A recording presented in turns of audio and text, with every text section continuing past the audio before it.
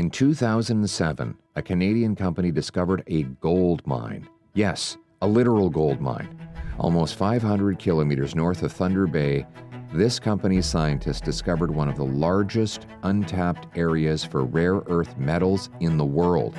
Buried under their feet was tens of billions of dollars of critical minerals like chromite, cobalt, nickel, copper, platinum, and gold, resources the entire world is desperate for.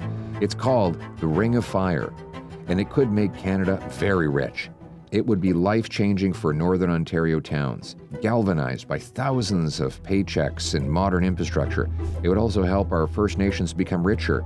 It would boost our economy with billions of dollars, allowing us to become less dependent on the Americans after we start selling these resources to our friends and allies overseas.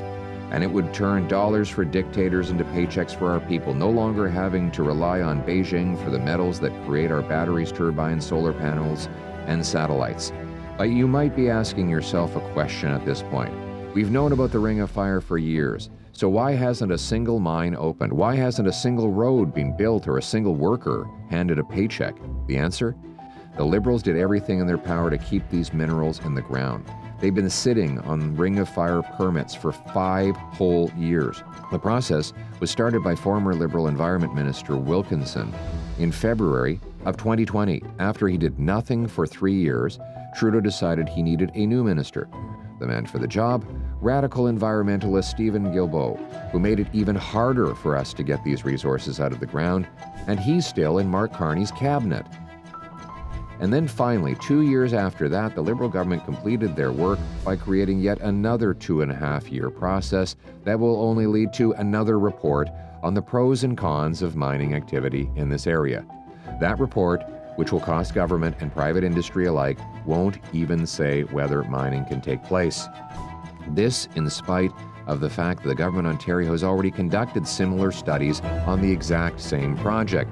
So now, after a decade of Liberal keep-it-in-the-ground ideology, the Ring of Fire is on the brink of collapse. Not to mention that the Liberal Bill C-69 makes projects like these very difficult, if not impossible, to get approved at all. Enough.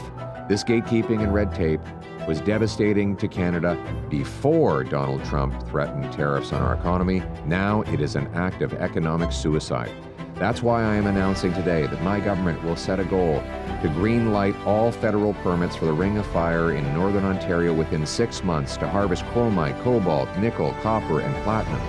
We will also make a commitment of $1 billion over 3 years to the construction of a long-overdue road connecting First Nations communities and the critical mineral deposits in the Ring of Fire to the Ontario Highway Network.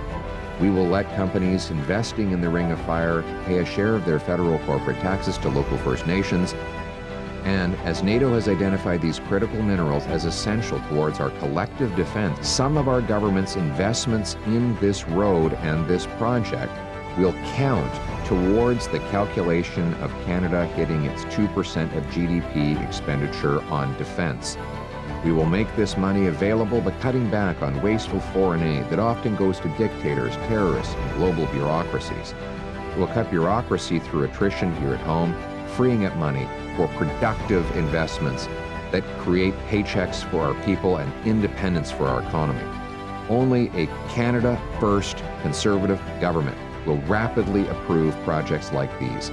We'll quickly repeal C-69, the anti-resource law the Liberals still have in place.